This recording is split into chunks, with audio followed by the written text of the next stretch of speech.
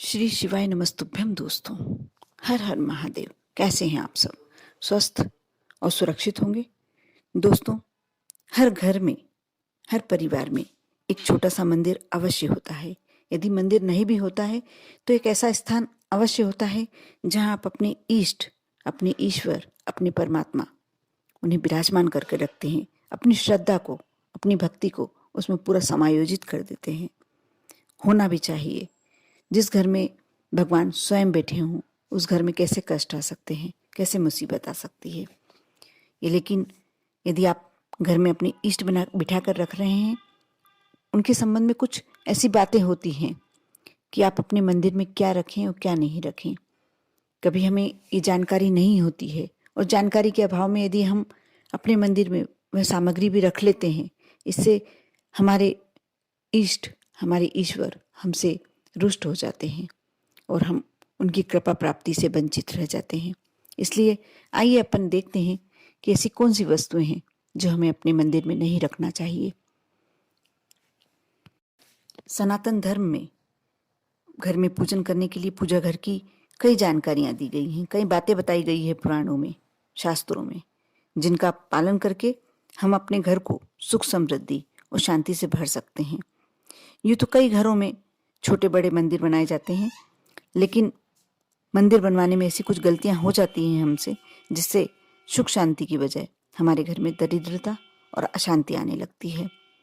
वास्तुशास्त्र में घर में बने मंदिरों को लेकर कई बातें कही गई है, जिनका पालन हमें अवश्य करना चाहिए। इससे पूजा का भी शुभ फल प्राप्त होता है और घर में शांति और सकारात्मक माहौल हमेशा बना रहता है। घर में यदि पूजन घर में गणेश जी की मूर्ति रख के रखी है तो इस बात का आपको विशेष ध्यान रखना चाहिए कि हमारे घर के मंदिर में गणेश जी की 3 मूर्तियां कभी भी नहीं रखें। ऐसा करने से घर में अशांति आती है। आप गणेश जी की 1 या 2 मूर्तियां अवश्य रख सकते हैं। आप यदि अपने घर के मंदिर में शंख रखते हैं तो बहुत अच्छी बात है। दक्षिणवर्ती शंख हमारे घर में शुभ फल लेके प्राप्त आते हैं। लेकिन इस बात का आपको अवश्य ध्यान रखना चाहिए कि पूजन घर में एक ही शंख रखना चाहिए। यदि एक से ज़्यादा शंख पूजन घर में रखे होते हैं तो इससे भी नकारात्मक ऊर्जा हमारे घर में प्रवेश करती है और श्री हरि की कृपा हमारे ऊपर से हट जाती है।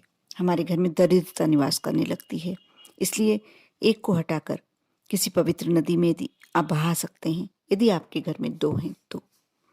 साथ ही घर के मंदिर में चूंकि मूर्तियों की प्राण प्रतिष्ठा नहीं होती, इसलिए यहाँ बड़ी मूर्तियाँ और हम जो यथोचित उन्हें सम्मान देना है, जो यथोचित पूजन देना है, जो उनकी दिन भर की दैनिक प्रक्रियाएं होती हैं, हम नहीं कर पाते हैं। इसलिए हमेशा हमें छोटी मूर्तियाँ रखना चाहिए। ऐसा कहा जाता है कि हमारे हथेली के, हमारे हाथ के जो अंगुष्ठ के साइज का हमें अपने देव को हमारे घर में स्थान देना चाहिए। ये बहुत अमूल्य जानकारी है जो सभी को प्राप्त होना चाहिए। यदि आप अपने घर में शिवलिंग रखते हैं तो बहुत ही अच्छी बात है, शिवलिंग रखना ही चाहिए। शिवलिंग की यदि हम घर में रहकर पूजन करते हैं तो हमें उसे पूरा प्रतिफल वही मिलता है जो आप शिवालय में जाकर करते हैं। लेकिन इनका भी विशेष ध्यान रखना चाहिए कि अंगूठे के आकार से बड़ा शिवलिंग हमें अपने घर में नहीं रखना चाहिए।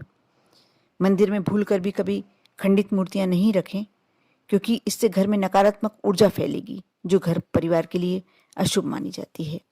अगर आप आरती कर रहे हैं तो दीपक में इतना ही घी रखें जो पूजन के बीच में दीपक नहीं बुझे और साथ में ज़्यादा देर तक भी नहीं जले।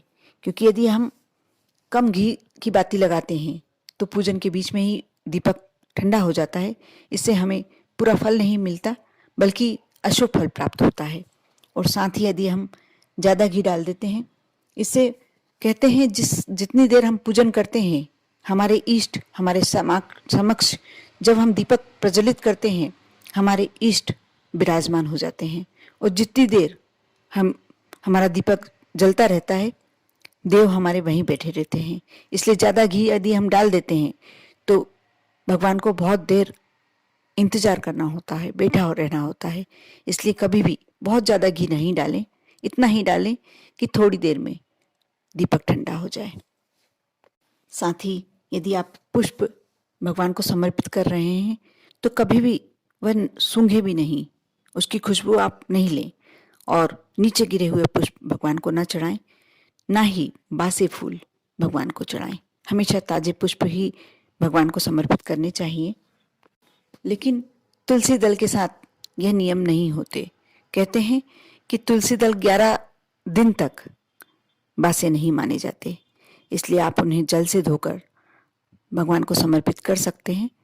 क्योंकि तुलसी दल के बारे में कुछ नियम हैं कि आप कुछ दिन ऐसे विशेष होते हैं सप्ताह में जिन दिन आप तुलसी दल नहीं तोड़ सकते, जैसे इतवार, बुधवार और पूर्णिमा, अमावस्या, द्वादशी तिथि, ये सब दिन ऐसे होते हैं। इसलिए आप ज़्यादा तुलसी दल तोड़कर रख सकते हैं। 11 दिन तक इन्हें बासी नहीं माना जाता।